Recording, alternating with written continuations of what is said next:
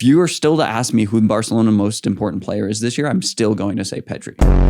If in contrast, in that time span, 9 goals and 7 assists in 33% less minutes. It's hard to compare Liga and La Liga and the Champions League and everything. It's a lot of Lamin's numbers have come from the Champions League. If Lamine Yamal wasn't 17, I don't think he's getting nearly as much of this push. If he wasn't playing for Barca, forget it. He's not even in the top 20.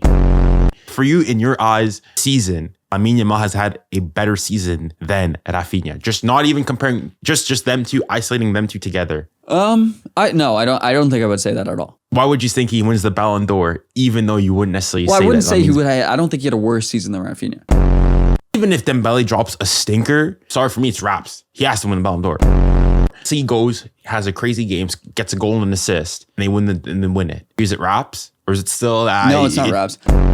If you swapped stats, Lamine Yamal and Dembele this season, for me, Lamine Yamal wins the Ballon d'Or, no question. Yeah. Ladies and gentlemen, welcome to episode 8 of the Junior Unplugged podcast. After an excellent debut performance, I've decided to award this man with a second appearance on the podcast. Distinguished viewers, I am of course talking about the self-proclaimed most delusional Barca fan, Mr. Robbie Lou. And in today's episode, we discuss a hotly debated topic, especially in recent times, and that is, of course, who deserves to win the Ballon d'Or. So with that, sit back, relax, and enjoy the episode.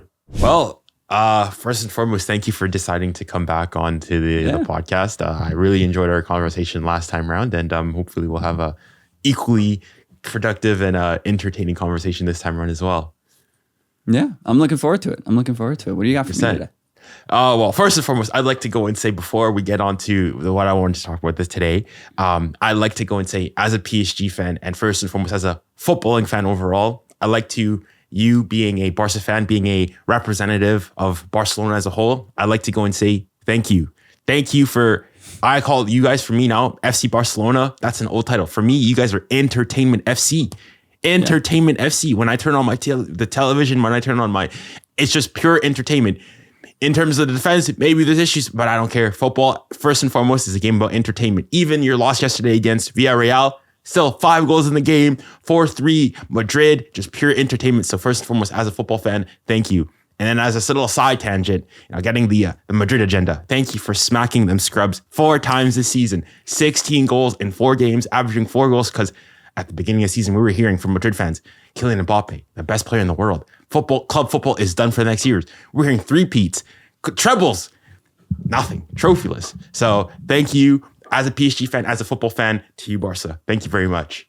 Yeah, I'm grateful that it went this way. I don't think any of us thought it was going to happen this year like this, and it's chaotic. It's not perfect football, but we're talked about again in a way that matters. It's exciting. It's great for Barcelona to get out of this financial rut, hopefully. Just bringing the attention to the club, selling jerseys. And I've seen more Lamine Yamal and Lewandowski jerseys in the past couple months than I've seen in my entire life. It's wild. Absolutely. And I think that's great for just the state of the club. Obviously, we have to go on and spend the money the right way, but I can't believe it went this way. I know Hansi Flick has done this before with Bayern and everything, but that was a weird case. It was COVID. Football was a little different, so I didn't necessarily think it would be as redonkulous as I've been saying as it was. 100% interesting. And so, because I remember last time we spoke, we said that regardless of what happened, so last time we spoke for any of the viewers, this is before the Copa del Rey final against Real Madrid, a couple of days before when we recorded it. And we both said, and I said that, for me, regardless of what happens for the rest of the season, for me, I thought Barca would have overperformed based on expectations. And even you agreed. And I think the season overall, regardless of what happened, was a success. And so my question is, obviously now, unfortunately, with the elimination in the Champions League, but with the Copa del Rey in the bag, La Liga in the bag, how are you feeling optimistic, even in terms of next season? Or what are your expectations not only for next season? And obviously, as a whole, we previously spoke, the feelings overall generally this season. So I think next season, it's an interesting case where this team is, I see no reason to believe the bar will really go down next year. I think it's like comparing it to Liverpool right now, where they could very easily have lost their 3 most important players in Van Dijk, Salah, and Trent. But they didn't lose, 2 of them, and they can probably replace some of what Trent did. I think it could have been at some point this season felt like a little bit of this is going great now, but it might not go great next year or the next couple of years because we might lose the three most important guys. They're getting older or they want to leave, whatever. Barcelona isn't really the case. I don't think we're going to lose any key figures. I don't think there's any reason to believe anyone will perform significantly worse next year. Lewandowski's getting older, but I think we saw this season he's not a fantastic striker. He's a really good striker that can be really good at times and has a lot of experience and everything. But it was far from a perfect season from his best, and I think that's part of the reason he's not really a part of the Ballon d'Or conversation as much. But the point is, I think I'm really interested to see how Laporta and Deco and Flick manage the summer window, because I think there are only a couple of positions if you fill them that we have a lot of depth, we can better compete across all competitions for the entire calendar, which is what we struggled for. We had a lot of dips throughout the year, a couple like month-long dips, and they were still recovering. That's great, but it clearly weighed on the guys that were playing the most and created a little bit of a concerning stage for the fans, where it's not like we dominated all year. We did a lot of domination throughout the year, but not in the way that I think having a more well-rounded team could bring. But we'll see how the team spends their money. We're historically known for not doing that very well. So who knows, Absolutely. I think from as a PSG fan from on the outside looking in, I think things are especially looking really promising. You've got a good manager at the helm, a successful season, hopefully, especially, it's not really talked about nearly as much recently, but the financials as well. I think going Champions League semifinal, winning La Liga, all these things I think is going to help with the stability. On top of, you think, hopefully, and unless pending, further delays and whatnot, the Camp Nou should be open, if I'm not mistaken, sometime next year, which should help in terms of the revenue in the club and the stature, et cetera, so on and so forth. So I think, Barcelona definitely have things set and primed and ready for a great couple next year's 5-7 years to come. And I'm hoping, as somebody who definitely, I'll go and say, maybe obviously not now, no, with the PSG, the rivalry, so on and so forth, but especially MSN era, I would have gone and said I was a Barca casual. I was loving the Messi tuning into La Liga. So I do genuinely want the best for the club, and it's good to see Barca back at the top of European football where they should be after a couple of years in the banter year in the Europa League. But it's really good to see you guys back at the top of your game where you guys should be.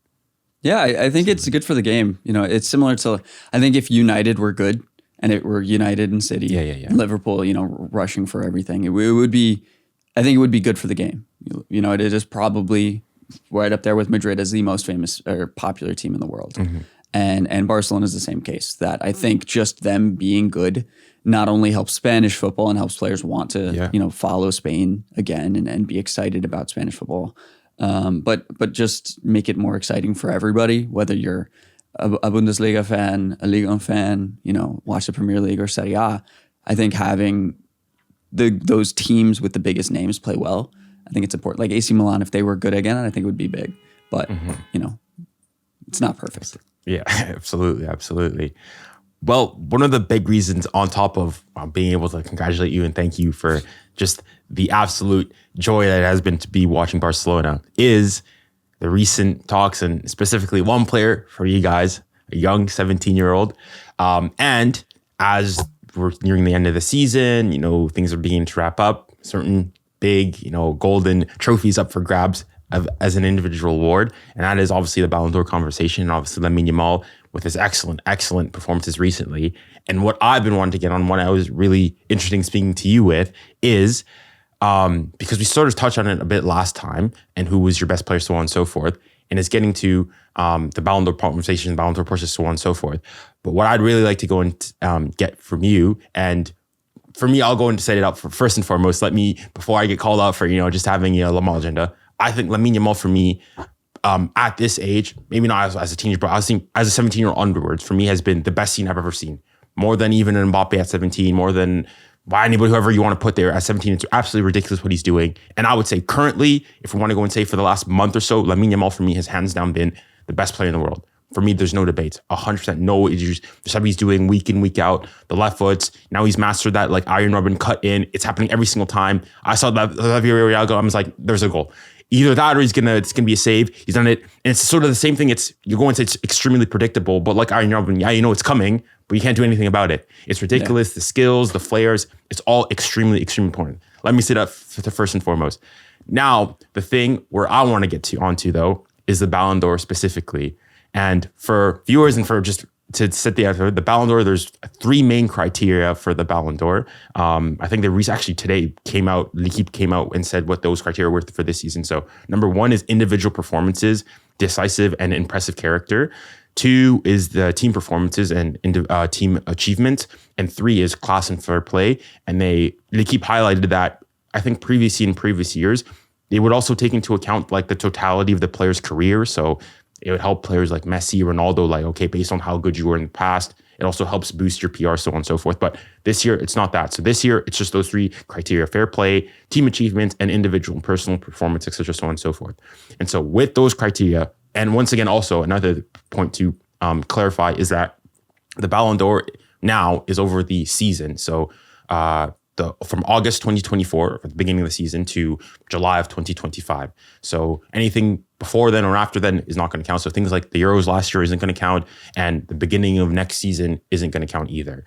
And so based on that, I want to go and say, who do you think is most deserving of the Ballon d'Or? Because I remember last time I spoke and I asked you 2 questions. I asked you, who is Barca's best player? And I said, who do you think from Barca is most deserving of the PR push? I believe the first one you said at that point was Pedri was your best player. And after that, you said it was between Lamine and Raphinha. Raphinha because of the goals and so on and so forth and important moments. And Lamine because, well, Lamine, we don't need to expand on that too much more. But for the Ballon d'Or push, funny enough, you said that it was Raphinha because of the goals and the PR, so on and so forth, scoring goals in important moments. And then you said, funnily enough, 𝙍𝙊𝘾, if he could go and score, hat tricks in the semifinals, or so on and so forth. And what I'd like to know is, do you still hold that same sentiment today? So yeah, I think it changed. A lot of it has changed because a lot of big matches have happened since that point. And realistically, I think that's the most important piece here, where a lot of things have happened in games that people are watching, in games that those journalists that are doing the voting have been watching, have absolutely been paying attention to. And like I've seen Nick Run the Foot Market making videos about the Villarreal and Lamine Yamal's performance yesterday. There was no way he was watching Barcelona play Villarreal in the first month of the season. He wasn't watching that game. And that's what Lamine Yamal has done with this performance these past couple of games. Now, I want to address Pedri and Raphinha too, because I talked a little bit about him in my postgame yesterday, and people got kind of upset in the way I talked about it. But I don't think Raphinha is or has been the most elegant player this year, or the most attractive footballer for a lot of it. And that's not to say he wasn't a great player. He didn't do great things. But it was a lot of, he forced a lot. He made a lot of interesting choices that weren't necessarily the cleanest, but it definitely worked a lot because he would finish some chances unbelievably well or link up with his teammates incredibly well.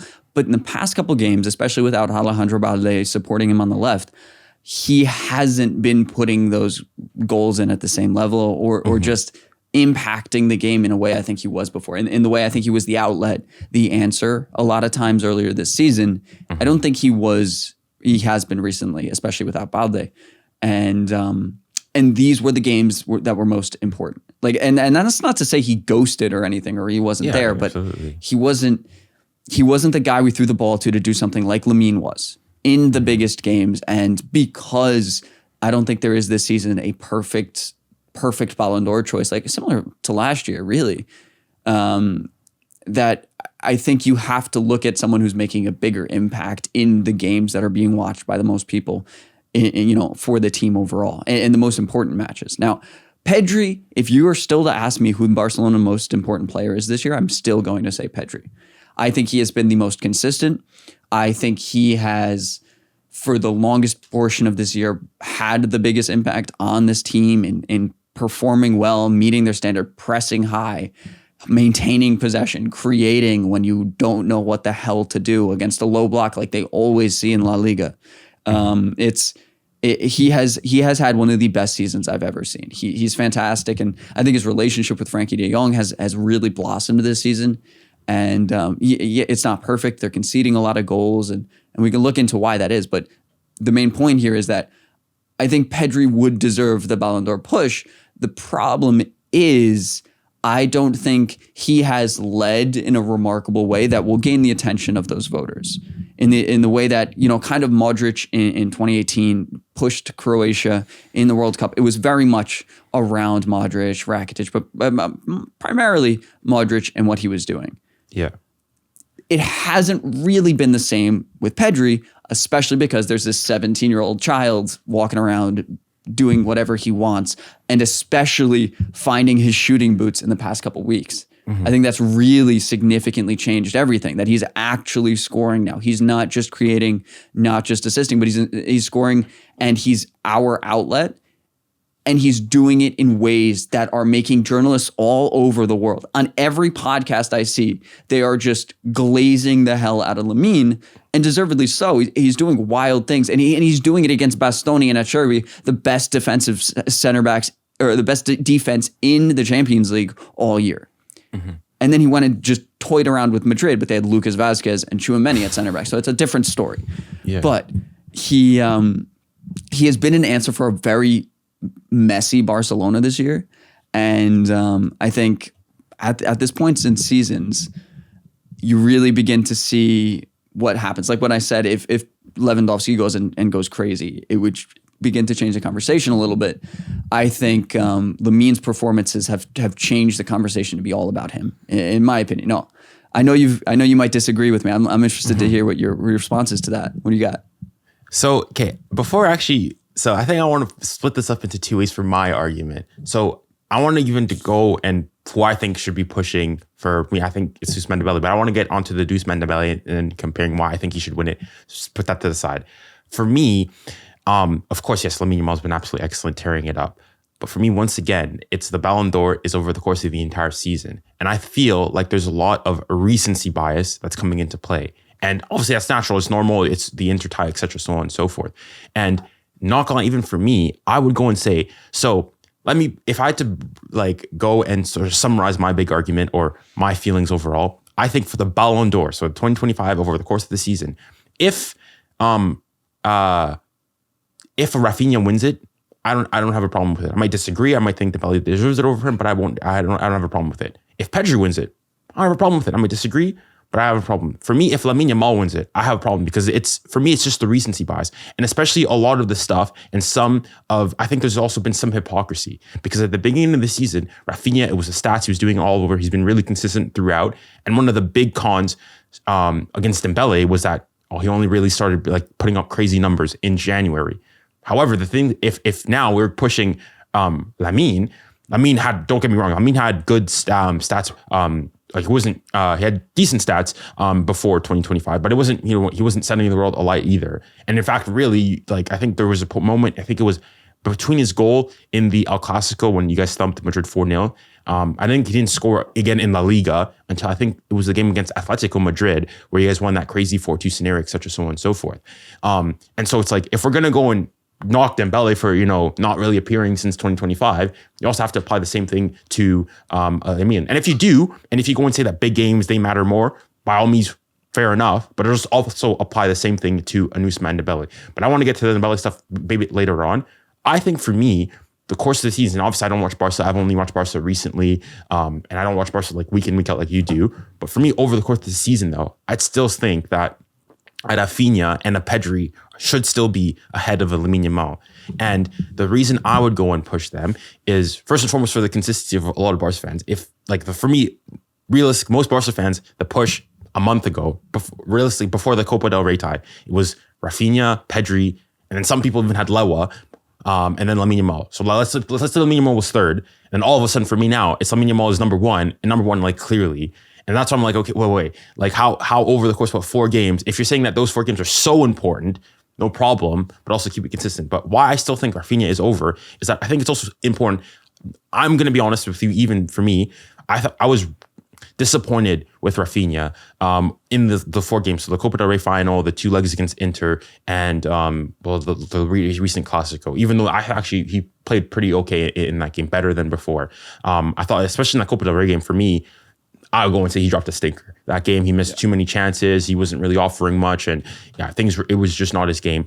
But despite all that being said, in terms of numbers, like I think people forget, if we're not mistaken, he still had more GA than Lamine Yamal. And obviously GA is not everything, 100%. I agree. And we'll get onto, the eye test, etc. and so forth. But in that semifinal, if I'm not mistaken, he scores in the second leg to go put you guys 3 up. He gets an assist for the Ferran goal to tie it up in the first leg. And realistically, if you really want to go and say, should have been awarded somehow for the Yann Sommer own goal. So if you want to go and say, in that semifinal, he's got 3 GA compared to Lamine Yamal for as crazy as what basically going and little broing DiMarco on that left side and so on and so forth. Only got the 1 goal and that was it. So in terms of like big game impact, he was there. Even in the last Clasico, he scores 2 goals. Lamine Yamal obviously scores, but he scores 2 goals. So even in that stretch, you'd go and say he still got the shots and he was there. Obviously now in the play, it's not been that. And also then for Pedri, it's like, what I understand is like, what has Pedri done in that time span to sort of diminish his push is what I don't understand. Because I still think Pedri was, especially in that Copa del Rey final game, I thought he was unplayable. And I would almost say probably had a better game overall than Lamine Yamal in that Copa del Rey final. Obviously in the 2 ties against Inter, no contest. But Pedri for me still been extremely good. And I don't understand over those games, how has Lamine Yamal, as good as he has been in that time period, was definitely the best player. How, based on those 4 games alone, how has he surpassed them overall over the course of the season? That's what I want to go and get from the Barca fan. That's fair. Yeah, I mean, there's a lot to address there. So let's. I'm just gonna answer your last part there, the Pedri thing. I don't think anything he has done has diminished his push. And I don't think that has anything to do with it, really. I think he's played very well. And the problem is just the spotlight's on somebody else right now, and again, I think a lot of it is to do with there's no one perfect player. Like just Lamine's numbers weren't wild in the beginning part of the season, but that doesn't mean he was ghosting. That doesn't mean he was nowhere. Yeah, and he was around. He was always doing good, but he just wasn't necessarily scoring. He was assisting basically everything still. But it just wasn't, going crazy. Like he had an assist against Bayern in the match, and assist against Dortmund, assist against Benfica. Yeah. If I'm not mistaken, I got here so this season, before 2025, this season, he had 6 goals and 13 assists. So this season before 2025, which are pretty 13 assists in the first half of the year. That's crazy. That's really, really, really impressive. So you can't, I can't go and say that he's, ghosted, but sort of highlight Dembele in contrast in that time span had 9 goals and 7 assists in like 33% less minutes. So for all the people also saying that Dembele didn't have like a stratospheric, beginning half of the season, but he also wasn't completely ghosting either. I also think it's hard to compare Liga and La Liga and the Champions League and everything. It's a lot of Lamine's numbers have come from the Champions League. And I do think that PSG is the best team in La Liga, in Liga, and by a large, especially this season, by a mile. And he's playing with a really good team. And I think it's a lot easier to score in pretty much every other top 5 league than La Liga. They sit back every time. It's actually ridiculous. I always go and say, but in Ligue 1, if you think it's bad in La Liga, in Ligue 1, it's because I feel like there's a lot more in Spain, especially in England, I would say most so on and so forth. There's a lot more like you don't really respect you go and you say we're our team, we're going to go and play our way. Obviously against Barcelona, people are going to sit back, but in Ligue 1, teams go and like, if you want to see some of the most disgusting, most like terrorism ball, watch a Parc des Princes game, and like they just sit back. It's a 10-1, 2-1-1, etc. so on and so forth.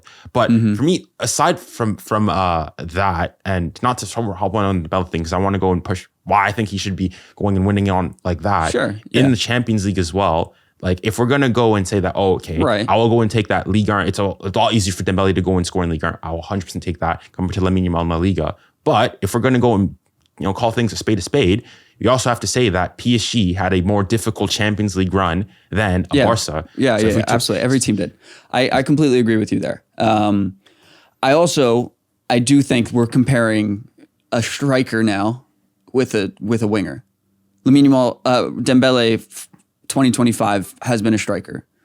Yeah, and so comparing the goals numbers specifically, it's not necessarily fair. I think the argument would be better compared to Salah because he is playing as a right winger. Whether he's constantly cutting inside, he's like their only good finisher, so it's a little bit different. It's really hard to compare the two just because they are very different players, and so the numbers are going to show up a little bit differently, and their importance throughout the season for the team. I think Dembele has carried PSG for a lot of 2025, at least with the numbers. He's finishing the chances. He's getting them the wins that way. I also think in the past couple weeks, 𝙍𝙬𝘽𝘽𝙬 has been going crazy. Yeah, absolutely. Yeah. And that is not helping Dembele. You know what I mean? It's similar to the Lamine kind of taking the argument over Pedri and everything. If 𝙍𝙬𝘽𝘽𝘽 goes and scores a hattie and Dembele gets one assist in the Champions League final, that's not going to help Dembele. I do think a lot for the Dembele argument lies in what happens in the Champions League final and the Coupe de France. You know, obviously, let's not take it as granted. Absolutely, 100%. Right. I think getting that treble would be big. Getting that over the line and right, because if they win the Coupe de France in the Champions League final, that would be So I think getting that changes the argument a lot in favor of Dembele, especially if he performs well. And once against Reims, once against Inter, so they're a little bit different, right? Yeah. I think if they can, because you were saying before, one of the main points here is your team's success, and so if they can win the treble, do what Barcelona wasn't able to, I think that is really, really big in Dembele's favor, especially because I know a lot of these journalists are not watching Liga as much as they have watched the Liga, and that's another 100%. Why I brought up the Nick run the foot market thing is Lamine Yamal alongside Hansi Flick and Barcelona have created a team that's wildly thrilling to watch.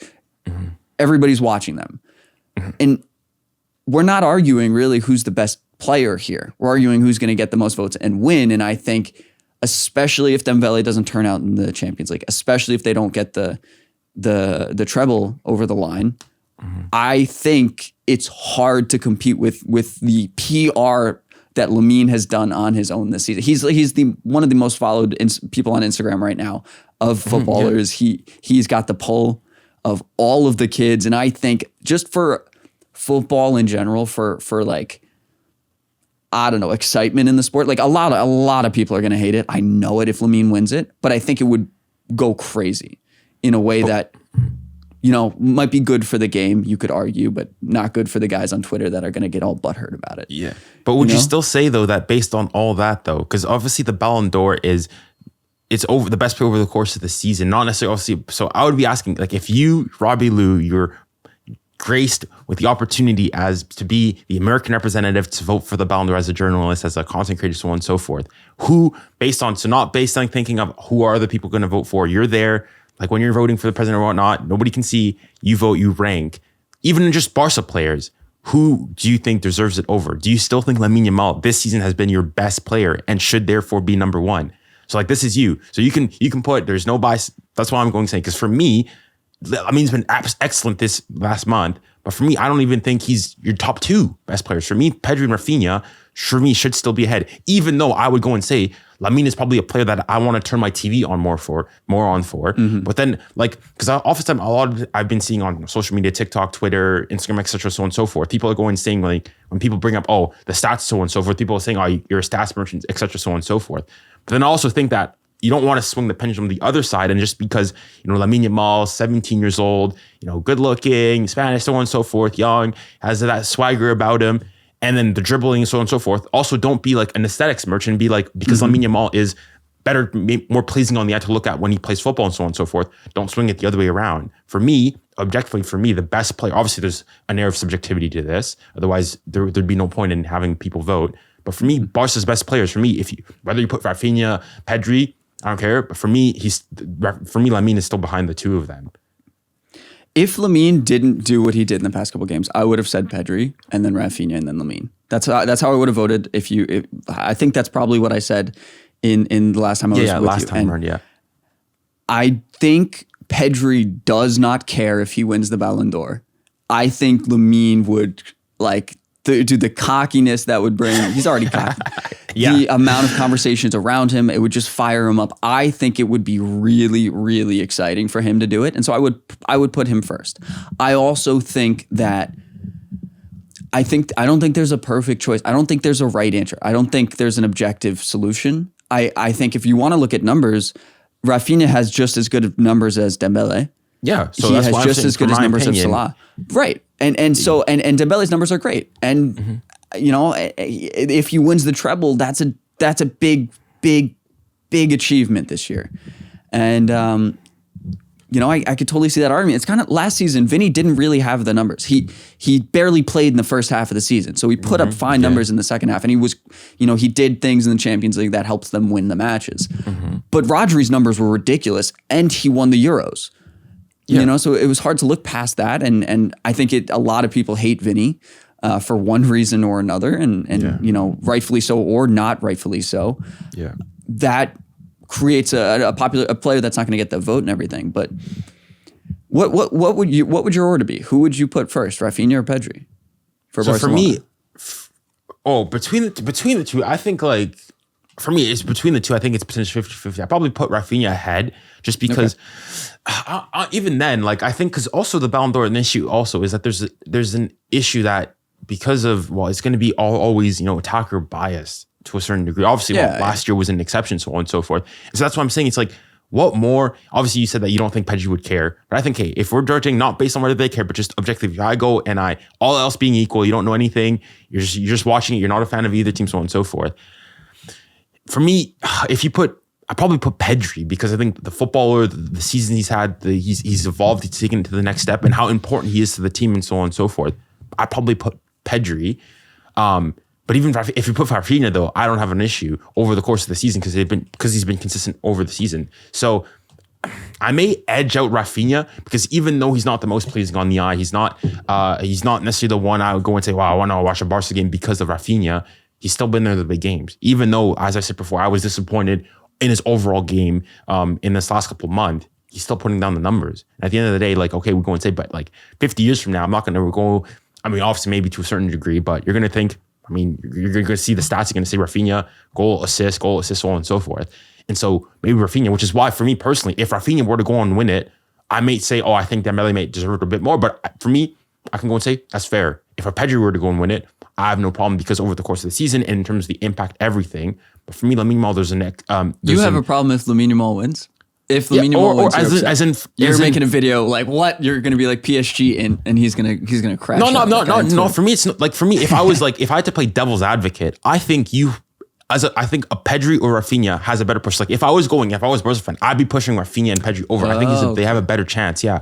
So like it's not like it's just like I don't want obviously I want PSG to go, but like if Raphinha or Pedri win it, I can go and see. I can hear it. Even though I might say, oh, I think Dembele is deserving more, but I can hear it. For me, the Lamine stuff, because for me, a lot of the stuff and my issue with Lamine stuff is there's number one, there's the recency bias is a huge aspect, but I also think another aspect is, and this might be controversial, if Lamine Yamal wasn't 17, I don't think he's getting nearly as much of this push. If Lamine Yamal was doing exactly what he did this season and was 25, 26, I think it's a different conversation. And if he wasn't playing for Barca, forget it. He's not even in the top 20. Like if I go and I say, if he's doing this in the second division of La Liga and he's not even second trophies, division. If he was doing this because you look, obviously it's not, I'm not saying they're the same, but like Michael Olise has in the league alone, I'm not trying to compare, has similar stats, but nobody's going and saying that, Michael Olise should be finishing anywhere in the top 10 for the Ballon d'Or, even if like top 30.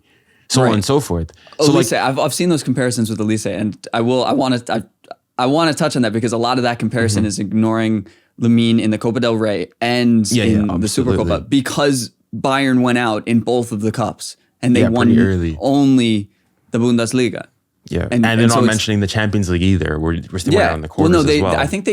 I don't know if they were. I think they were using the Champions League for some of the arguments I was seeing on Twitter. But I think Olise has been great for Bayern, but it was a Bayern team that low-key was disappointing. Didn't do what I know they wanted to do. They didn't compete very well against Inter. I think I think that game was, a little bit of a, disappointment, honestly. And he was doing it in the Bundesliga, where I know a lot of these people are not watching. Mm-hmm. It's a similar thing to Dembele a little bit there, where I hadn't heard a word about 𝙍𝙊𝘾𝙾𝙬 until they were talking about Lamine, that they only brought him up because they wanted to compare it to Lamine. And I agree with you, but I do think that effect of he was showing up against the best players and going crazy against the best players. And yeah, it is recent.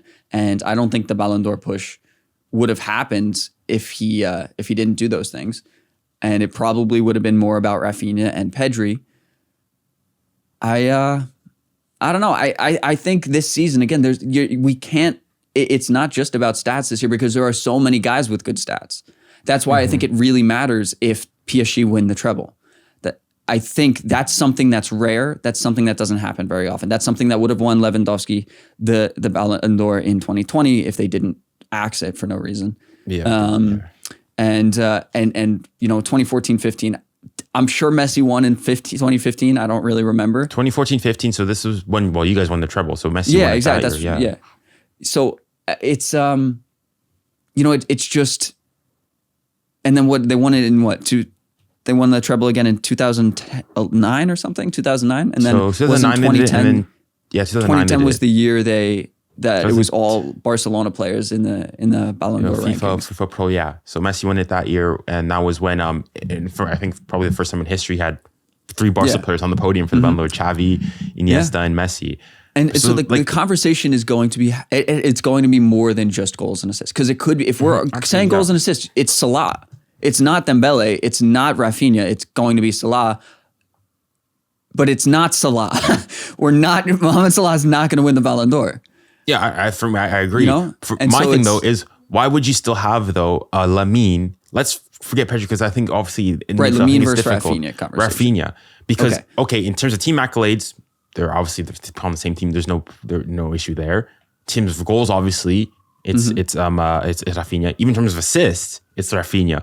Big games, Raphinha's been there. Obviously, I don't think he didn't have the great performances, but in terms of he scored the goal, he's done what he needed to do. I don't think he had a good performance, and I think you probably didn't be in agreement with me, but he was there. If you want to even go further back, against Bayern, of course, Lamine Yamal got crazy assist, scores a hat-trick there as well. Yeah. So you can't go and say, why is Lamine over him? That's what I don't want to get. Forget Dembele for right now. Why is Lamine over Raphinha?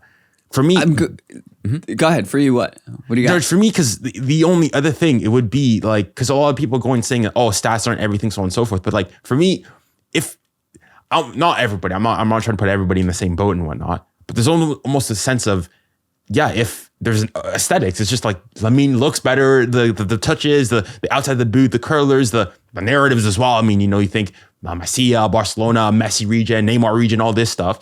But for me, it's I almost kind of feel bad for Raphinha, because he's been there, he's done his job. He's not the most pleasing on the eye, even though if you had to guess which amongst the two is Brazilian, you wouldn't say Raphinha. No disrespect to Raphinha and whatnot, but you would say Lamine feels more Brazilian in the way the touches, so on and so forth. But despite all that, I'd still think he's had a better overall season. Yes, over the last month, it's definitely been Lamine, no questions there. But over the course of the season, for me, it should still be Raphinha. And as well, yes, he didn't have a good game, but he still turned up in those big games, the Madrids, the Copa del Rey finals, all of them. He's also scoring and doing his bit. I'm going to just stick with the same argument I had before. I think because there's no numbers guy who's beating the crap out of everybody, Dembele and Raphinha's numbers are similar. Dembele, Salah, Raphinha's numbers, they're all great. 𝙎𝙬𝙬 has 39 goals in Portugal, but it's not just numbers. And that's a poor comparison on my part, but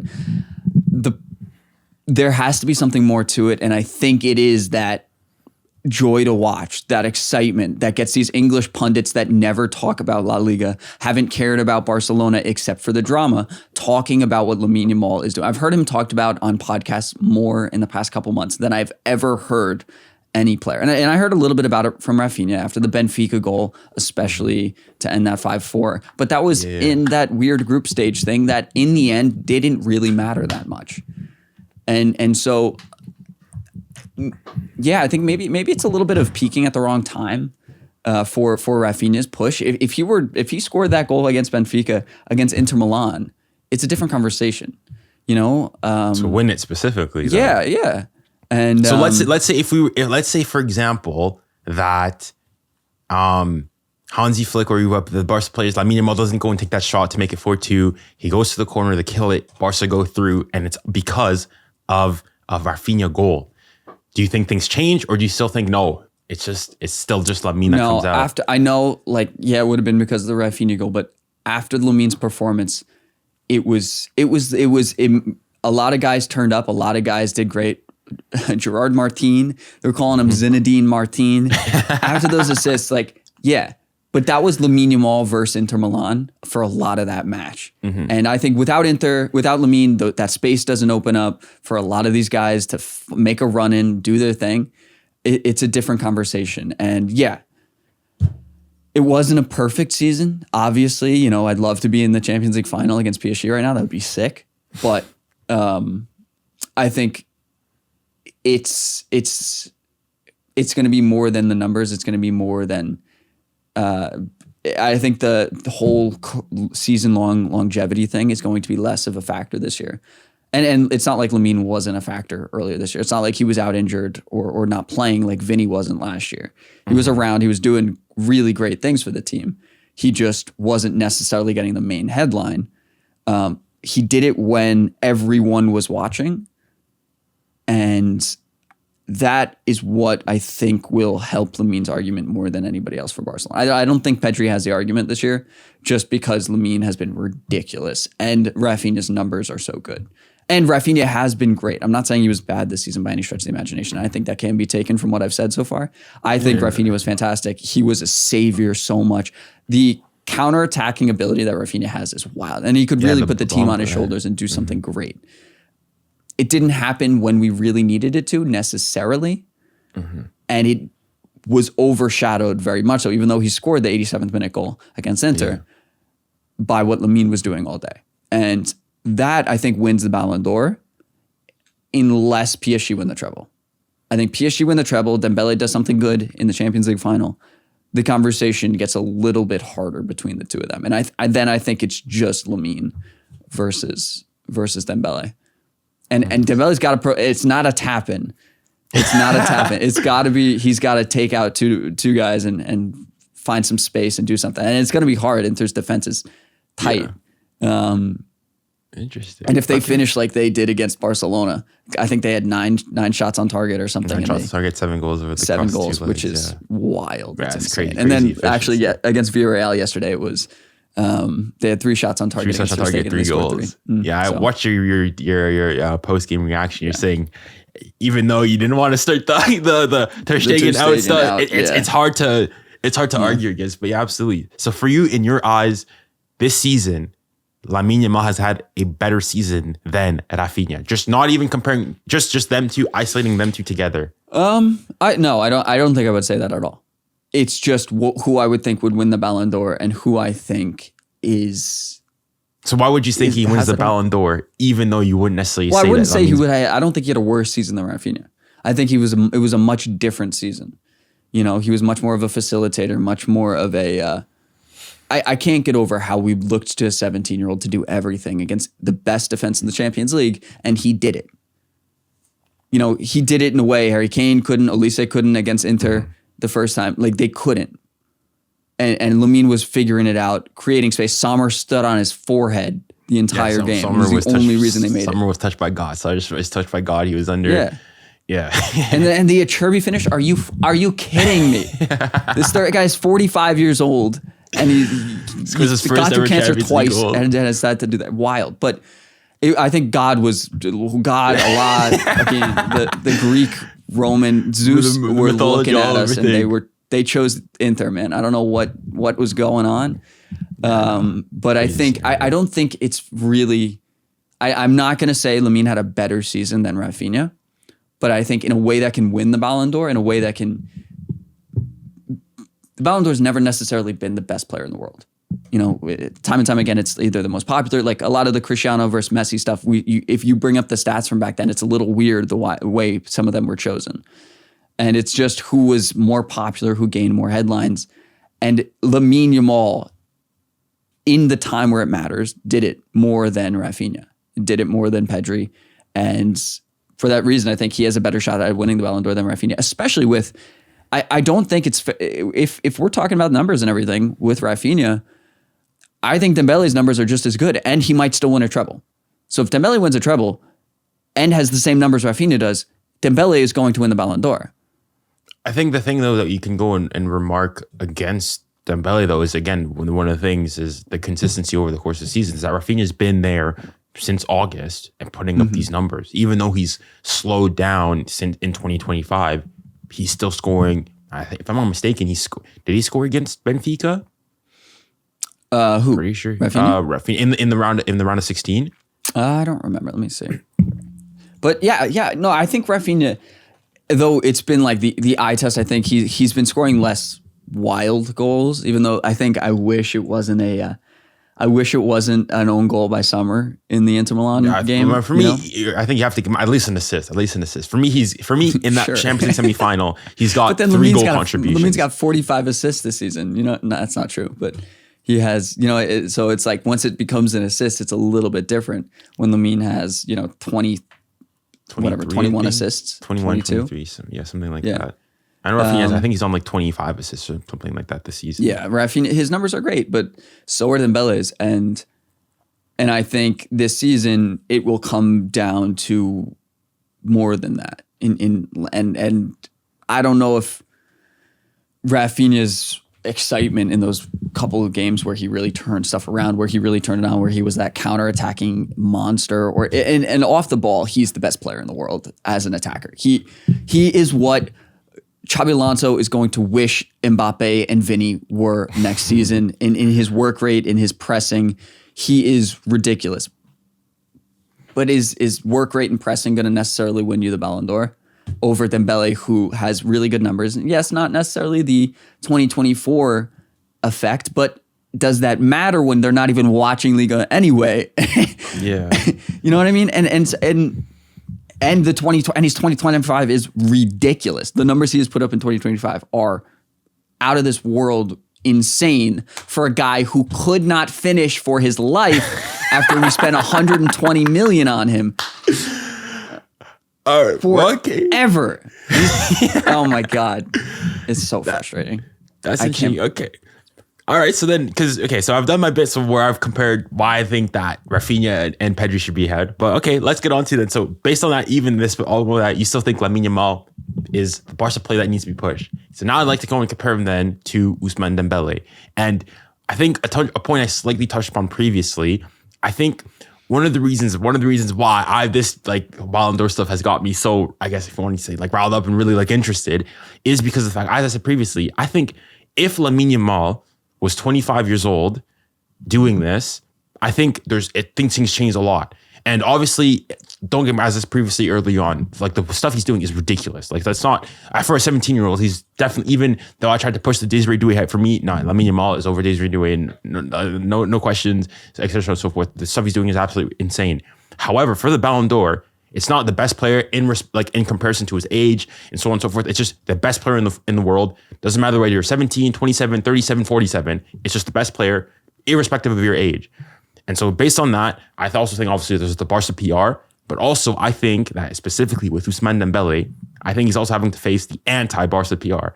I think there's still a lot of Barça fans who, because of, to a certain degree, well, he's at Barça, left you guys, people were not happy with that for 50 million, and then on top, scored against you guys home and away last year and was smiling the rat stuff. Nonsense. I think there is an aspect of the anti-Barça people. I think if this was Barcola, for example, doing that, I think obviously, there's the PSG, Barca, so on and so forth, but I don't think there's necessarily nearly as much of that visceral reaction, so on and so forth. Because so going on and pushing the Ousmane Dembele stuff, a lot of people will go and say I think I saw on TikTok saying, if Ousmane Dembele wins the Ballon d'Or, football is dead. I'm like, okay. Don't get your football information from TikTok. Yeah, obviously some this of is the not wildest. Yeah, absolutely. Like I'm not saying that this is not every Barca fan. There's Delulu PSG fans, just like there's Delulu Barca fans. But even like people going saying, oh, the goals that he's scoring in the Ligue 1 McDonald's League, those don't count. But like if we're gonna go and be petty, like okay, Lamine Yamal scored an absolute screamer against Espanyol. But if we're not gonna go and count, Ousmane Dembele's goals against against Reims and against Montpellier and whatnot. Well, then, if I'm not mistaken, Espanyol are a point above relegation as well. So, like, if we're going to go be petty, let's go and, like, be these so on, so forth. And as we previously said as well, in terms of the stats, I think Lamine Yamal's got more assists than Ousmane Dembele. But Ousmane Dembele, this especially 25 is crazy. And like for an interesting point is that not only that, I think people don't realize is that not only that, but Dembele's played significantly, and I mean significantly less minutes. I think Dembele this season is getting a goal contribution, even accounting 2024, the entire season, is getting a goal contribution every 68 minutes. Raphinha is getting a goal contribution every 78 minutes. In comparison, Lamine Yamal is getting a goal contribution every 104 minutes. Now, are the journalists going to be thinking about that? Probably not. But just to put into context in terms of the stats. And obviously, as soon as I say that, people are going to say, oh, yes, but stats don't matter. Stats aren't everything. And I 100% agree. Football is about the emotions, it's about the dribbling, the everything that occurs. But also, I also feel like there's been this thing about like, we're also making like Ousmane Dembele seem like, if your guys are going saying that about like a Salah, like, yeah, I think Salah is not the player that I go and want to turn on the TV for. Like, he can't dribble if his life dependent on it at times. But Ousmane Dembele, like, one of the biggest things, the criticism against him was that he was excellent dribbling. The way he would, to eliminate a defender, get crosses in, like make defenders look like fools, like make them look like they're on skates and whatnot was ridiculous, but he didn't have the finishing. So like, I think this year, like statistically, I think there's stats come in terms of the players that are the biggest difference makers. So this is like shot creating actions, successful dribbles, penetrating passes, penetrating dribbles, all this. Lamine Yamal with, I don't think there's much of a doubt, is number 1. Michael Olise is number 2. Ryan Cherki at Lyon is number 3. And big man Ousmane Dembele is number 4. So it's not like Ousmane Dembele is like, clearly below and whatnot. Whereas if you compare, for example, in the stats, as good as Lamine Yamal's got like 40, so on and so forth, GA this season. But something like that, 30. Something like crazy like that. Yeah. But in terms of the goals and whatnot, Ousmane Dembele is still ahead of him. And so even if you want to go like in terms of the eye test, even if you want to go and say Lamine Yamal surpasses him in terms of the eye test this season, so on and so forth, which, yeah, perfectly fine. However, it's not like Ousmane Dembele is trailing in like 30th position. He's right up there as well in terms of the things. And so that's what I'm saying. Like in terms of the stats, Dembele's got it, especially stats per minute, so on and so forth. The eye test, I'll go and give it to Yamal, but it's not like it's crazy amounts. And I think even in terms of things like progressive carries, I think Ousmane Dembele's actually got Yamal beaten, so on and so forth. And if you want to talk about the big moments and whatnot, like again, similar to Raphinha, Dembele actually got more goal contributions in that semifinal, playing significantly less minutes. And I thought he had an excellent game, especially in that first leg against Arsenal. Obviously not to the level of Lamine Yamal, so on and so forth, but he's been there. And speaking on, if we're going and talking about the goals and big games, so on and so forth, as I said previously, PSG, I would go and say, have faced stiffer opposition, than Barca. If I want to go and say, like, if we go and say, like, who's the, like, of the top tier European caliber teams this season, you go and say that Barca plays Bayern and the two Inter ties of like the big European opposition of like top 10 teams in Europe. Whereas you go and say PSG had City, even though City weren't like great this season, I still say City's a really good team. Played Bayern as well, played Atletico Madrid as well. And that was only in the group phase. Then they had to play Liverpool, the team that finished number 1 in the group phase, had to play Arsenal, and are now having to play against Inter Milan in the final. So it's not like PSG have had big games, even if you want to go and say that you don't count the Ligue 1 McDonald's League. And but in those big games, also, Liverpool match, he did, he was good. Donnarumma played well. Against Arsenal, Donnarumma doesn't play well. No one's talking about Dembele because Arsenal's in the semifinal. Yeah, 100%. And so you don't have that conversation really about Barcelona. It's Lamine Yamal doesn't play well. Lamine Yamal doesn't do anything. They lose by a lot. And they played Benfica and Dortmund. I don't think it's the fairest conversation there compared to Liverpool and Arsenal. Arsenal wasn't great, obviously, and I don't even think PSG played very well against them. Yeah, I don't think it was. I think we played better in the Liverpool tie overall, but we still did. And Dembele wasn't there for a lot of it, and so it's not necessarily came off the bench in the second leg, right? I think a lot is going to come down to the intermatch because they're playing the same team. They're playing the same team that they both played. And PSG weren't good in the group stage. You know, didn't they barely scrape through?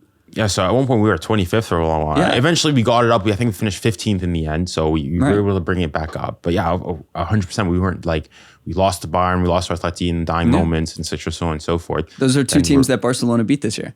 And so, you know, and I'm saying that that's part of the reason there's so much weight on the UCL, on the final. Because we just saw what Barcelona could do against Inter. They're going to do the exact same thing that they did to Barcelona against PSG. I'm interested to see how Dembele, how PSG overall can perform against the exact same situation that we saw. And it should be with the same players. Lautaro's probably going to be back. It's good for you guys because they're struggling in the Serie A right now. I know. I thought there was a crazy scenario yesterday. I mean, they were winning, and Pedro, I mean, former Barca player, getting some revenge of it. That's all I can say.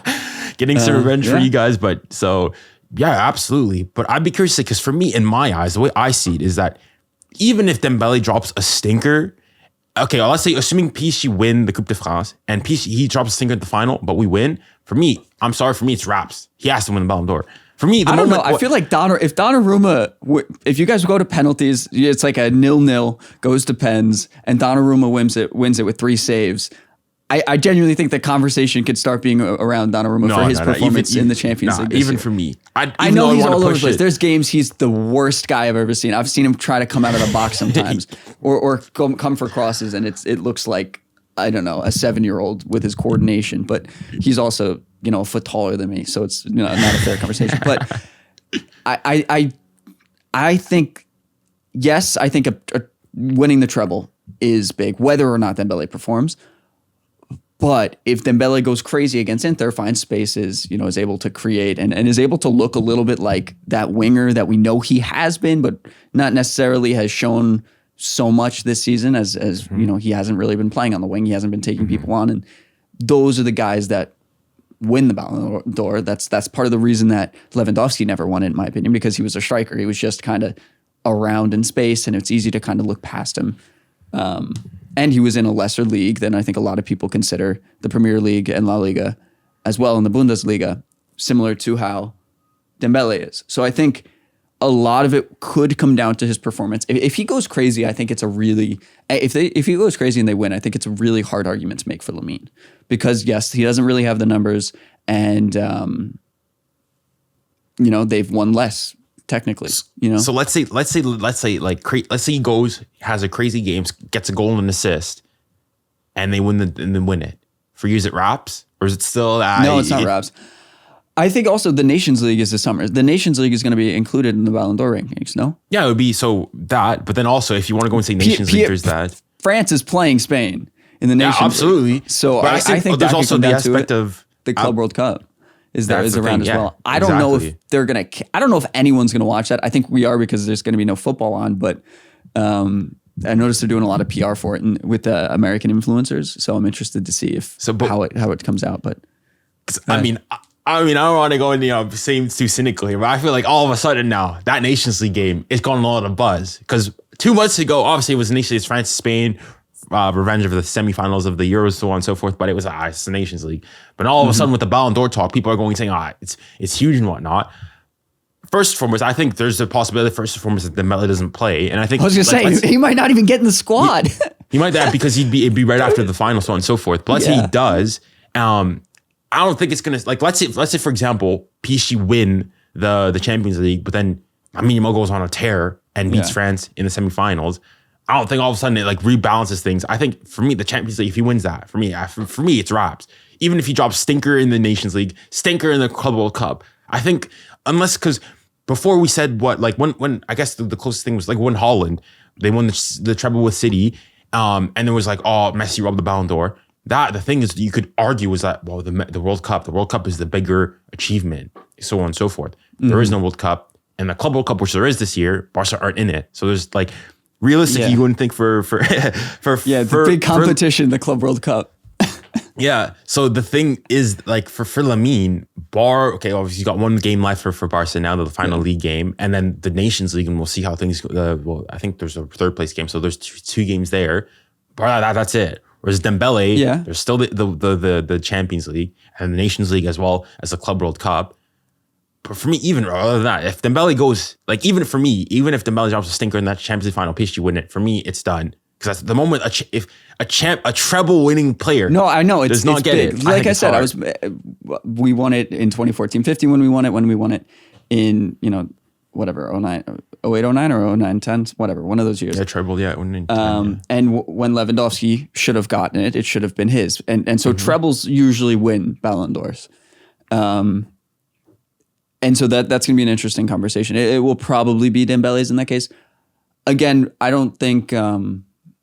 I think the Nations League could be interesting, but I also think it would be hard for Dembele because he'll be playing as a winger. He's not going to play as a striker next to Mbappe. That's not going to happen. And so I'd be interested. No way they line up like that. You probably know better than me, but... Well, the thing is, with Didier Deschamps, even so... He's going to play Giroud, 39-year-old Giroud. No, Giroud's gone. But allegedly. He's going to come out of the woodwork and... Nah, he's done. But what most likely he could do is... So in the reverse game against Croatia, he did play Dembele sort of as a 9 and Olise was on the wing. But the thing is, Didier Deschamps is extremely pragmatic. So he's not going to go and... So he could even do like a Mbappe at number 9, Dembele on the wing, and then... That'd be crazy if Dembele wins it before Mbappe. That would be insane. Yeah, absolutely. Oh my God. But like, it'll be interesting to see, for example, especially in that semifinal. It could make things a lot more interesting. But they have to beat Inter first. Hold on. Yeah, that's absolutely. This is not a write-off. It's not a write-off, exactly. But for me, Inter's all over the place. But is Dembele fully fit right now? Oh yeah, he's fully fit now. He's back. He's back. He had that little hamstring thing before, and he wasn't fully fit for the Arsenal goal. But like he played. Oh, he came off. Subbed. He got subbed in the our last league game, our final league game. Not gonna lie, he dropped a stinker. Not gonna lie, dropped. Yeah, I saw the sofa scores. Yeah, two huge 𝙍𝙊𝘾𝙽𝘾𝙄𝘼𝑎𝑙𝑙𝑖 like a 9.5. Yeah, 𝙍𝙊𝘾𝙽𝑝𝙺 was cooking. Yeah. But for me, it's like, let's say for example, let's just project yourself. PSG win the Coupe de France, and like Ousmane Dembele is the first player I think would be in the Champions League history like scored a hat trick in the Champions League final. For me, it's wraps. Okay, if he scores a hat trick in the Champions League final, he'll probably win. But let's say what if they lose? They lose to Inter. It's 1-0. It's unimpressive. Not great. And he doesn't play well. I think then things are, and it's up for grabs. I think then it's right. It's do you think the grabs. Nations League and the Club World Cup? I think then, and in that scenario, then the Nations League would take up more significance, and then the Club World Cup as well. Because I mean, I said it previously on the other pod. I think Mbappe could low-key have like, I mean, we were kind of people. No way. Not to win. He can't. I think he can't win it. But let's say, for example, as much as it would pay me to go and say, let's say Real Madrid go and win the first ever FIFA Club World Cup, and Mbappe does well in the Nations League, so on and so forth. He could. I probably shouldn't finish ahead of Lamine and Raphinha, but he could. I think I wouldn't be surprised if Mbappe sneaks his way into the top 5. He sucked for 3 months this year. It was one of the worst signings I've seen made. And like, obviously he figured out he's killing Mbappe. But he's figured out even more. But you were talking about longevity all earlier. Yeah, that's the thing. Moving up in the rankings. But the thing is, in the same way that I think people were going to lose their minds in terms of like the consistency over the course of the season, I think also there's also the fact, which I would go and say, if he finishes, I wouldn't be surprised if he finishes top 5, but I would say he doesn't deserve it. He wouldn't deserve it. No way. In the same way that he also have the PR. Okay, you're a top 5. Let's assume, because I think it makes it more interesting, PSG lose Champions League final. They win the Coupe de France. Nothing goes crazy. We'll say just start our voting there. What is your top 5 in the Ballon d'Or rankings? Okay. At that point, I'd go and say number 1, Raphinha. I think Raphinha would have to go and take it. Over Dembele. Yep, and I'm saying not what you think will happen. What would you do? I would put Raphinha number 1. You put Raphinha 1. Okay. It'd be really, really close. But at that point, you would say it would be tough for all. Raphinha number 1, Dembele number 2. I'd put Pedri number 3, and then Lamine number 4. And then number 5, obviously you don't know what happens beyond the Club World Cup. I feel like you got to give Salah. Yeah, so I go and put Salah. Even though I said before, I think he could fall out of the top 5, but I put Salah because of how good of a season he's had. That's how I'd probably go and put this. I think that's fair. I also think if PSG do not win the Champions League, he could be looked past entirely. It's just another good league and another good year in Liga. That's all it would be. Really? And Mbappe did that countless times. And yeah, he moved up the board a little bit. But did he ever come in second from just a Coupe de France and a league title? Oh, yeah. So let's see. So Mbappe, I think his highest finish was, probably was the first ever time he went in, was 17-18 when they won the World Cup. I think he finished fourth. That was the year that Luka Modric won. I think he finished behind Antoine. And then he Griezmann. finished what, second or third when Messi won the World Cup because Haaland was second. Yeah, he probably finished third. So Ballon d'Or 2018. I know. Luka Modric I think the pull of PSG is just not enough to. Like I know this, I know his stats have been great, but I remember you in the last pod, you were like, yeah, they were kind of tap-ins, like yeah, he's not 100%. He's for what, for Dembele. Yeah. 100%. I'm not like the goals and whatnot aren't crazy by any means, so on and so forth. Yeah. But like if we're going and saying like, especially because Dembele, I thought he had a really good first, like especially against Arsenal, so on and so forth. The goals aren't crazy, but even like the dribbling, so on and so forth. I remember like the Man City game, we're going and saying, Lamine Yamal and consider that Man City game where he goes, warms up, especially was like the rat dance was trending on TikTok, so on and so forth. You have David Silva looking through the tunnel, megs him afterwards, the stuff that he was doing then, hits the crossbar, so on and so forth. Like Dembele's also got great performances as well. So he passes the eye test as well by 100%. Yeah. Maybe you go and say he's not merely as like elegant and as pleasing as a Lamine Yamal, but I would say that the difference in like eye tests and aesthetics, etc., so on and so forth, between them is smaller than the difference in the stats and goals in important moments this season. Okay. And obviously the Ballon d'Or is given to the best player. It's because we're going to say it's the best player in the world. It's the best player in that season, not necessarily the best player in the world. Because we're going purely based on talent alone, etc., so on and so forth. Let's be real. Messi should have won 15 Ballons d'Or straight.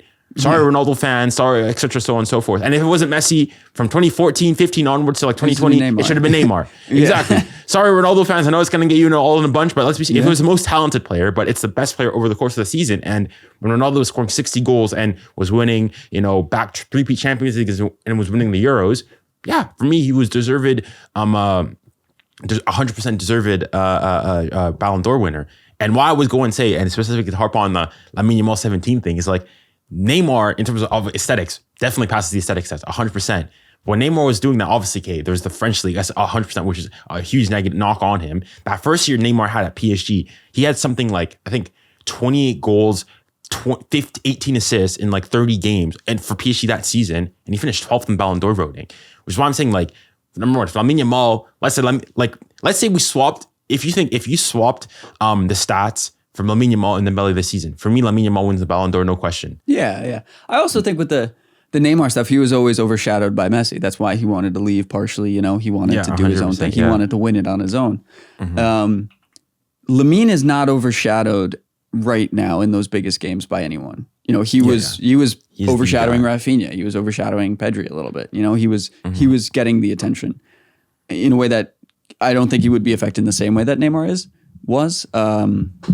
But again, I don't think there's a perfect choice here. I really don't think there's a clear cut.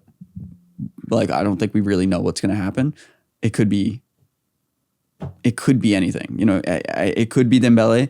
I think also Inter wins the Champions League. They somehow win Serie A. Lautaro scores a hattie in the last game in Serie A if he's even available. Even if we're going about that, like I say, as I said early on in the video, I had a problem with Lamine. If Lautaro won I would have I already don't have based on last year. I thought Vinny should have won. But I also said I could understand, even though I think it was a bit fugazi and giving it to Roger. But I could see Roger. Roger won the Euros. Arguably, wasn't even the best player at the Euros. Could have been Fabian, but I can get it. He won the Euros, had a good year with City. I can get that. This year, though, if Lautaro wins it, and I don't even think he's top three he's in got City 25 goal contributions. Yeah, exactly. For me, he even though in the Champions League though. True. But even though I go and say I don't think Mo would be deserving. Lautaro, I would not even. What about a Cherby or something? Throw him one. That would be sick. That would be really cool. He won't. Yeah, if we're doing it, for charity and whatnot, by all means, good feel, so on and so forth. 100%. 100%. If we're going and giving that, 100%. But like, let's create, if we want to go into that, create a new award for him, best feel good for the emotions, 100%. But we're talking about the best player in the world. And I'm sorry, Francesco, or I think it's his name, Francesco, whatever it is, for me has not been the best player in the world, especially so on and so forth. But, I think it's, as you said, I think it's definitely one of the tightest things. I don't know how you feel about this whole Ballon d'Or, because I think, especially these last 2 years, it's only been recently, or maybe like I wasn't nearly into the whole footballing content, etc., watching it, like analyzing it, like pixel per pixel, so on and so forth, week in, week out. But I feel like, especially recently, the Ballon d'Or talk, like even back in like October, we're already talking about it. Like, I feel like before, it was only really towards the end of the season where you go and get the pushes. I think it also wasn't helped by the fact that it used to only be Messi, Ronaldo. It was going to be Messi or Ronaldo. Yeah, so maybe it wasn't really talked about, and it was only towards the end of the season where that's when, one of them was getting knocked out, so on and so forth. Yeah. Like, even when I go in to think of the Benzema year, it was really only towards once like they started going on that Champions League run in like March that we sort of said, yeah, Ballon d'Or, it's his. But before then, it was like, it wasn't really talked about. Whereas this time, like when Raphinha was putting ridiculous numbers, even when Salah was having a ridiculous start to the season, I'm already hearing Ballon d'Or, like 2 months into the season. How do you feel about the Ballon d'Or talks being, or how like the importance of the Ballon d'Or that it has in football nowadays? I think it's both kind of exciting for us because I think it's cool to have these conversations, have it be a bunch of different people. I also think it cannot be exciting for a lot of people. Like, if you don't like Barcelona or you don't like Lamine, this is not a fun conversation to have, and it's not something fun to focus on. And I get that. Or most Premier League fans probably, like, I just see a lot of them just slandering Lamine all the time, and they're usually the ones bringing up the Olise stuff, not Bayern fans. So I get it, but Salah's not going to win it, and it feels a little bit different for sure. I don't know if that's a good thing or a bad thing. We just lived in a weird football world for a couple of years where Messi and Ronaldo put up numbers we'll never see again, and just had everything going for them. And it wasn't really a conversation because it was just between these two guys, and that's not necessarily the most fun conversation to have all the time. When now it could be. Really, it could have been anybody for a long time. It could have been, it could have been Mbappe if he was good in the first 3 months of the year, and Madrid weren't the worst team I've ever seen for a while. It feels weird. It doesn't necessarily feel great. You know what I mean? In a way that I think, in theory, it could have, but. We'll see what happens. You know what I mean? I'm hoping Lamine wins it or Raphinha or Pedri. I wish we won the treble so that it would have been an all three Barcelona. I think that very easily could have been possible. 100%, And I think in a different world, Barcelona wins the treble this year. In some alternate universe, they're doing it because they were so close. If Hansi Flick goes and tells Lamine go to the corner instead of going to take a shot, maybe they did it against Madrid too. They like slowed the game down at the end. Slowed the game down. Calm it down. I was like, fuck. Or if the ref that goes and decides the potential foul on 𝙎𝙊𝘾𝙄𝘼𝙎𝙗, or if Araujo decides to defend properly, etc., so on and so forth. Maybe we're talking about a different history, so on and so forth. But I guess to sort of finish off today's pod, and also to sort of put me back in the good graces among Barca fans, I spent obviously a lot of time dismantling the Lamine hype and so on and so forth. I want to go and give him his flowers. You complimented the team and everything and said good things. I want to go and give him his flowers now and talk about, first and foremost, reiterate how just special, like for all the agenda and so on and so forth. Lamine Yamal is a special player, and I want to go and talk about how good do you think he can potentially be in how many Ballon d'Ors do you think he can pick up? Next season, I'm going and seeing potentially, if I'm mistaken, Ansu Fati's basically going to be leaving the club. Yeah. So that means, but most likely, do you think he takes the number 10? Do you think he's going to stay at Barca for the rest of his career? What do you think of career projections for Lamine Yamal, and where do you think his ceiling is? Oh, I have no idea, man. Anything could happen, and I think with the number 10 conversation, I think he could take it. I also feel like he might not want it right now. He feels like I feel like he might want the number 11. So I could see, I could imagine Raphinha taking the number 10 and Lamine taking the number 11 for a couple of years. And, I feel like that makes a little bit more sense. And I think Raphinha would like the number 10. I think Raphinha could feed off that. Every time you gave him the captain's armband, he was a different player. And so I think it would be cool to see him in the number 10. Maybe they make a signing and something happens, but I don't know if he necessarily wants it right now.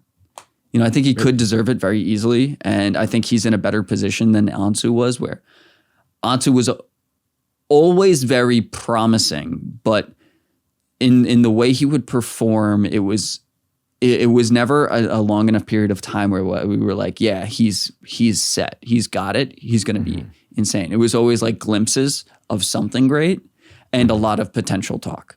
And then the injuries all came up and kind of took that away, where Lamine has proven 2 years in a row that he 100% is ridiculous. And I think a lot of it is going to be how does his body handle playing so many minutes? We've never seen somebody play this much football at a young age. You know, Rooney played a lot of football at a younger age, and then he stopped playing when, you know, he moved to the MLS when he was like 31 or something. Yeah. And so, you know, Henry left the Premier League pretty early as well. I don't think he didn't play this much at a young age, but I don't know. I really have no idea. I think he could very easily, if he shoots like he has been in the past month, he is going to be the best player in the world. And the battles between him and Mbappe and the conversations are going to be sick. If Haaland and City start playing well, or Haaland joins Barcelona or something in a couple of years, who knows? So you think he's going to be in the like with them? You don't think it's going to be? No, I think like in terms of the media push, because I mean, you think because I think Mbappe's like 2-3 years older than I am, and I'm like 2-3 years old. That means 17, turning 18. I mean 17. I think Mbappe's 10 years older than him or something. He's like 9 years old or something. I think there's too much of an age gap to like. Obviously, there's going to be natural comparisons. I think the people that he's going to be compared to more is like a 𝙍𝙬𝘽𝘼𝘾, people like that more. So no, I don't think so at all. I don't think so at all. I think this season we're already having a conversation with him. Obviously, and this season, 100%. And Dembele's 11 years older than him, and I don't think this is the best we've seen Lamine play. You know, I think. He didn't have his shooting boots for a lot of the season. He would try. There were a lot of games where he would kind of force a lot of shots. And from what I can see, it seems like he was scoring these same goals in training all year. Hansi said something like that in an interview where he's been seeing it every day.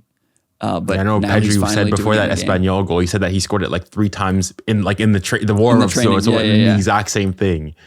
Yeah, exactly. So I think I really, if he does that, you know, if he puts up 20, 25 goals, 20 assists, 20 goals, 25 assists every season. And that's kind of where I've seen normal great players kind of equalize their stats more or less, you know, unless, you know, if someone's going crazy. I feel like that's kind of where we're going to see the best players. I also think he could get past that if Barcelona could finish well, which they absolutely have not been, which is wild considering how many goals they have scored. Yeah, I think I saw a stat after was it the Real? No, I think it was before the Villarreal game. It was after the Espanyol game. I think like officially this season, you guys took over 1,000 shots. That's insane. With you know, if Mbappe joined Barcelona last year, it would have been a wild year. And you get a more elite, a younger, more in their prime striker next to him, and you know, just a more healthy understanding of, you know, managing minutes and everything. I think Lamine Yamal will be right up there with all these guys that are decades older than him. You know, because he is now already. You know what I mean? I know you guys are comparing him with Désiré Doué. Well, I was more so comparing him in terms of like the because he's also like 2-3 years younger than Doué, isn't he? Because you think like Messi, I think there's a 2-3 year age gap. Because I feel like, I mean, by the time that like you think like an Mbappe retires, Lamine Yamal will be like 25, 27. So that's why I'm saying like do it in terms of like just the media, the hype, or so on and so forth. Or if it's not Doué, it's gonna be someone else roughly in that age range. Because I feel like, of course, in terms of statistics this season, of course, it could be Olise. It could be, you know, I guess 𝙍𝙊𝘾𝙾𝙎 is younger, but he's like 24, 22. Yeah, even then I think it's a little older. But like do you ever think everything about him has been that he's the best player we've ever seen at this age. You said that right when we started. Yeah, 100%, yeah. And so because of that, I think he will always be compared to everyone older than him. And then, you know, I don't know where that means where his career will go or what will happen, but I think it's going to put him in the conversation with all these guys that are so much older than him. I don't think it's fair to compare him to all these other young wingers that are great, like 𝙬𝙬, who has a lot of potential, but he's still just a good winger right now. You know what I mean? It's a profile that we understand very well, where Lamín's special, especially for his age, and especially for the guys that watch him every week. He is just he beats everybody. He beats no one can defend him, not even the best defenders. Like, not gonna lie, next season it's got me thinking I might have to, here in the UK, might have to, bring out the dollars to pay for that premium, the Prime Sports, to be able to watch La Liga games week in, week out. I gotta see these games live in the flesh, because the stuff he's doing, like, especially I watched the Villarreal game. It's just every single time, it's just he gets the ball. Especially for me, it was that I wasn't like. When Lamine, especially in the second game, he got the ball, it was always like you always feel like something's gonna happen, and it's just something that, like, it's Messi-esque. When he scored that goal that he scored against Inter in that first, like, I was like, that's because he scored the goal and he had that spell where he smashed the crossbar. I was like, Inter, you guys just need to bring it back to 1990, saying, like, I was saying, Lamine, please have mercy on them. They have families. They have kids. They have people they have to feed. Have mercy on them. It was absolutely crazy. But yeah, I just think, like, but what do you say though? Because and why I'm going to go and say in terms of his potential ceiling, where would you say do you think he needs to improve on? And do you think, for example, that he can take it to like getting like Messi-esque, like 60, 50 plus goals a season? Or do you just not think he's really that type of player? Or do you think he potentially blossom into that? Yeah, I think it's just his finishing. I think I think finishing is just the way you, like, players excel or don't. It's how players either raise their game and be world class or don't. Because I think there's a lot of good wingers, or there have been historically, but if you can't finish, it doesn't mean anything really. Or if you're not in a team that can finish well for you or something. So I really think that's all. If Lamine, wherever his finishing goes, will decide how good he can be. If he reaches those wild numbers that we saw from those 2 years ago, or if he, settles into a very healthy best in the world conversation still, because Mbappe and Haaland both aren't the greatest finishers.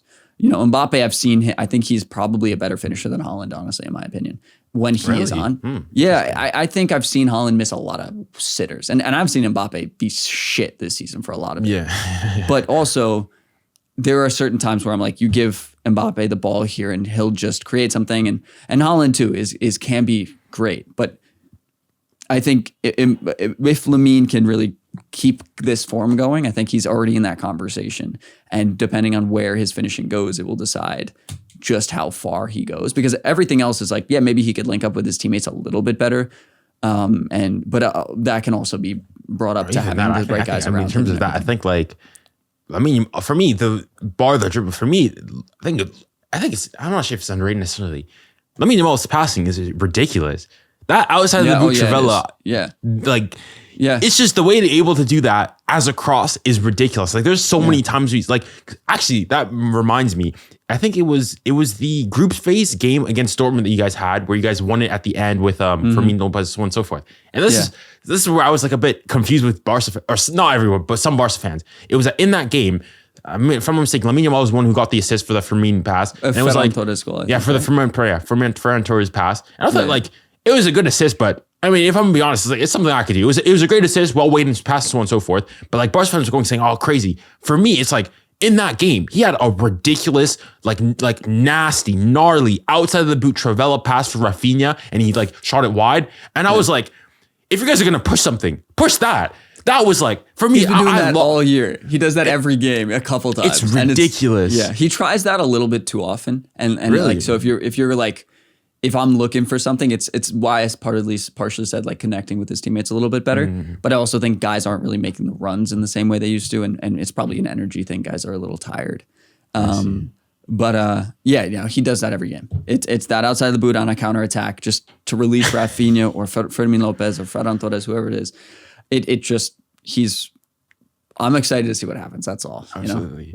And I think he's going to win the Ballon d'Or this year because I don't think PSG are going to win the Ballon. To end that on a positive note here for me and hateful for you. But no, I guess this final question. Do you think he's a cooler for life? Do you think he stays at Barcelona for the rest, or do you think it's too early to tell? He's never leaving. I think Barcelona too have a really good legacy of holding on to guys like him where, you know, and maybe too long for that matter, where they rely on them for too long, like maybe Alba, Busquets, Messi, you know, where they are the only guy. And they get into these big contracts that you can't offload, and it can be a struggle for the team. I think one of their best abilities when it comes to player management is holding on to these guys that really matter. In a way that like Madrid got rid of Casemiro and then replaced him with Tchouaméni, who wasn't ready yet, and then clearly hasn't really grown into that. And Casemiro had a couple good years left, but they dumped him because they are above everybody. The Ramos hang up celebration, and you saw it from Asensio as well, where Madrid put Madrid first and always have, and you know, have been successful from that, and I think have been hurt from that as well. But Barcelona are very, very solid at keeping the right people around, especially when they're playing this well, and they can afford the wages. You know, they will be able to figure it out because they have the pull.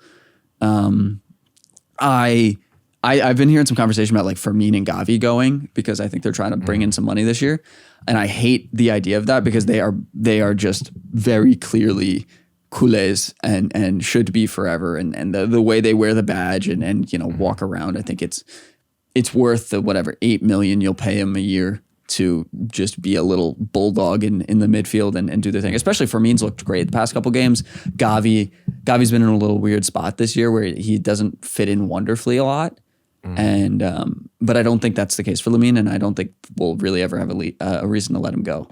And yeah, maybe when he's 33, he'll want to go to MLS and, you know, sit on the beach in Miami or something. But you know, until then. So you think in Europe he's not gonna have, you know, a little messy he's not thing. going to City. He's not going to PSG.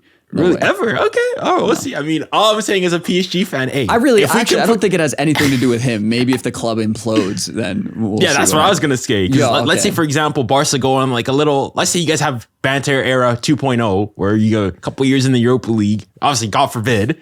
Yeah. Do you think he stays? Do you think he weathers the storm? You think he's that much of a... I don't think that will happen for a while, especially when we have these guys. Like, that happened... that Barcelona have struggled before like that, and usually when players like when Messi popped up, that didn't happen. You know, when players like this pop up and you get something cooking with so many young players, that's not going to happen because they are just so good together. And Barcelona's core is so young and so talented, so much better than a lot of other Barca teams that I've seen, that I don't really think that'll happen for a while. Now, financially speaking, who knows? Who knows what's going on? Laporta is a little... You know, there's a lot of negative stuff about him, a lot of positive stuff. I don't really have a good opinion of him because not like it's a bad, but I don't really know what I think about him. Okay. But I think he'll stay at Barcelona for at least like 10, 15 more years, 10, 12 years. I think like 28, 29-year-old Lamine might have played enough football to live, you know, to live a good life and be out of there, you know? Even at 25, honestly, this guy, you think... Yeah, fair. Well, speaking of, if I'm not mistaken, isn't he... Because he's due to be signing his new contract, if I'm not mistaken, right? Yeah, when he turns 18. Yeah. Interesting to see. Yeah. Well, Robbie, it's been a pleasure as always. Definitely one of my... Low-key, especially recently, you're one of the reasons why, low-key, recently I've not gotten a Barca agenda. You as a rational, sane Barca fan... have kept me sane, because some of the stuff I've been seeing, obviously, not to say this isn't those people on TikTok, Twitter, so on and so forth, they're not emblematic of the entire Barca community. But I like the fact that you're reasonable, even though we disagree to so on and so forth to death, that you're very cordial and respectful, and I respect that. Yeah, it's a fun conversation to have. I'm always down. Thanks for having me, man. It's been a pleasure. Awesome. Well, I'll be looking forward not only to your videos coming up, but also Barca overall as a whole. You've definitely piqued my interest, and I'll be definitely tuning into a lot more games next season. So I look forward to that. And good luck in the Champions League and the Coupe de France. And thank you very much. Hopefully it goes well for Lamine. But well, it's been a pleasure. Thank you guys very much, and thank you guys to everybody watching. And as I said, like last time, if you guys do not know Robbie Lou and you guys are a Barca fan, especially, what are you guys doing? Make sure to go follow him on Instagram, on Twitter, on Big Up. Follow both of his channels, Robbie Lou 2, the main channel as well, everything. Make sure I'll have all the links in the description, so make sure you guys go and do that. But with that, thank you guys very much. And remember, stay safe, stay kind, and stay blessed. Godspeed to you all. Bye.